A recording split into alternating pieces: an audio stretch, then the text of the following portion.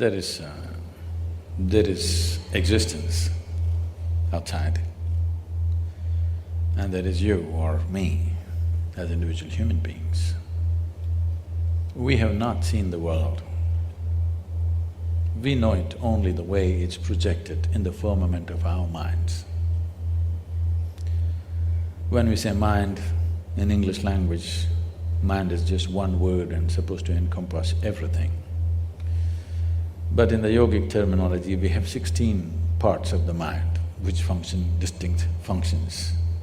And there are a whole lot of practices and processes through which one takes charge of these 16 dimensions of mind. These 16, for simpler understanding, can be brought into four sections. The first dimension of the mind is we are referring to as buddhi, or what is generally considered intellect. It is the intellect. I think modern societies, particularly modern education, has become too overly focused on the intellect. We got too engrossed in… we got too mesmerized by our own logic, and we have invested too much in human intellect, leaving out the other dimensions of intelligence that functions within us. When we say intellect, it is the logical realm of what's happening in our minds. Or in other words, in your intellect, you can't make your intellect agree 2 plus 2 is 6. It has to be 4, otherwise you'll think it's crazy. So, it's factual, it grasps the facts of life and assimilates and makes an analysis of that and lets us penetrate through the world. Or in other words, intellect is like a knife. The sharper, the better. Knife is an instrument which is used for cutting things open. So this is one way of exploring the world, by dissection. This is how, at least in high school you must have dissected something. Maybe an earthworm or a cockroach or a frog, I don't know how far you went. This is one way of knowing things, you definitely grasp something, but you never grasp the intrinsic nature of life by dissection. So there are other dimensions of intelligence, and another aspect of the intellect is the second dimension of the mind, we call it as ahankara, which in English language would translate as the identity. What is the identity you have taken? Your intellect is always a slave of your identity. What you identified with, it is only around that it functions. Simple things. People are identified with things that they've not even seen, and huge emotions are there, their life is guided by those things. For example, all of us belong to some nation today. There was a time 100 years ago, many people did not belong to any nation. But today, everybody belongs to some nation and everybody belongs to some football club also. Because both have flags and emblems and works. So, nationality is a new idea. It's just about 150, 200 years that we have this strong sense of nationhood. We've shifted from our ethnic, racial and other kinds of identities to national identity. Just the moment you believe, I belong to this nation, the emblem of that nation, the flag of that nation, the anthem of that nation, brings genuine emotion. Nobody's pretending, it's real. It's real because people are willing to die for it. It has to be real. But it's just an identity, you could just switch it any time. You could move to another country and take that on and it becomes yours. So the moment you identify yourself with something, your intellect is completely always protecting this identity and working around this identity. So the identity, if we want to continue that analogy, if intellect is the knife, identity is the hand that holds the knife. How steady or unsteady this hand is will determine what this intellect will do or undo. The next dimension of the mind is called as manas.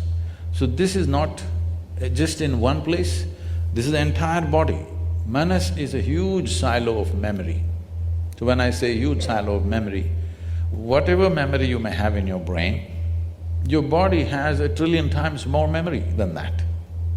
You definitely don't remember how your great-great-great-great-great-grandfather looked like, but his nose is sitting on your face right now. It remembers. How your forefathers looked 1,000,000 years ago, your body still remembers, has not forgotten. Definitely it is not the capability of your brain. So, in terms of memory, the manas is phenomenal and it's right across the body. Every cell in the body carries enormous memory. Memory to a point for the origin of life on this planet and beyond. All that memory is carried in this body. So this is manas. If there is no memory, intellect would be defunct, it's like a car without gas. Because there is memory, intellect is on. This memory flows through the hand of identity, and whatever is the identity, the memory takes on that color accordingly, and then it plays up in the intellect and intellect functions. The fourth dimension of the mind is called chitta. Chitta means it's pure intelligence, unsullied by memory. There is absolutely no memory, free of memory, it's just pure intelligence. When we say pure intelligence, all kinds of things have been said with all due respect to everybody's beliefs and faiths and whatever. All kinds of things have been said to people that God is generous, God is love, God is this, God is that. Suppose nobody told you anything and you just paid attention to all the creation around you, how a flower blossoms, how a leaf is, how an ant moves. If you paid enough attention, one thing that you would definitely come to is, whatever is the source of creation is a goddamn intelligent thing. Intelligence, intelligence, intelligence. Everything is smacked with phenomenal intelligence beyond what our quite phenomenal brain cannot perceive. So, this is a dimension of intelligence within us, which is the basis of our creation in a way. If you eat a piece of bread, over the afternoon it becomes a human being because this intelligence exists within you and me. So, if you touch this intelligence in a very mischievous way, the yogi or the yogic culture says, if you touch your chitta, if you touch this dimension of intelligence, then divine becomes your slave. You don't have to think what you want, you don't have to seek what you want. If you touch this intelligence, everything that you wish to know is yours. It's just you have to just direct your focus and it's all there, because there is a dimension of chitta.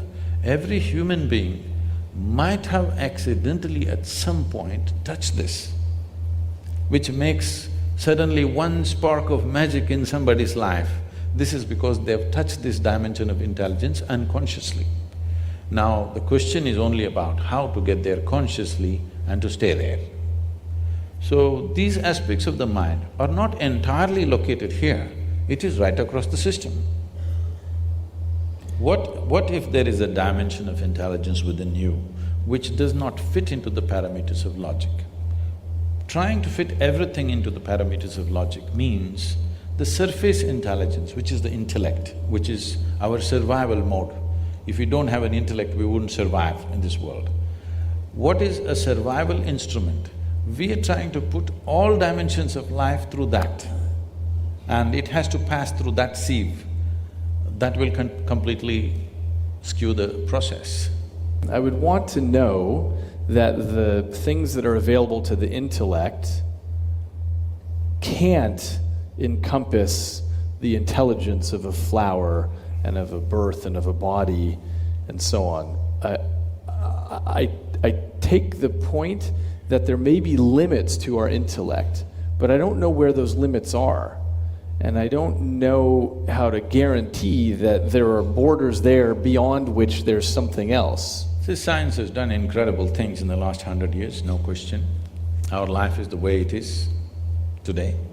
The comfort and convenience that all of us are enjoying is essentially because of the outcome of the scientific endeavor on the planet, there's no question about that. But at the same time, the limitation of science is we are trying to touch a dimension which is beyond physical nature with a physical stick.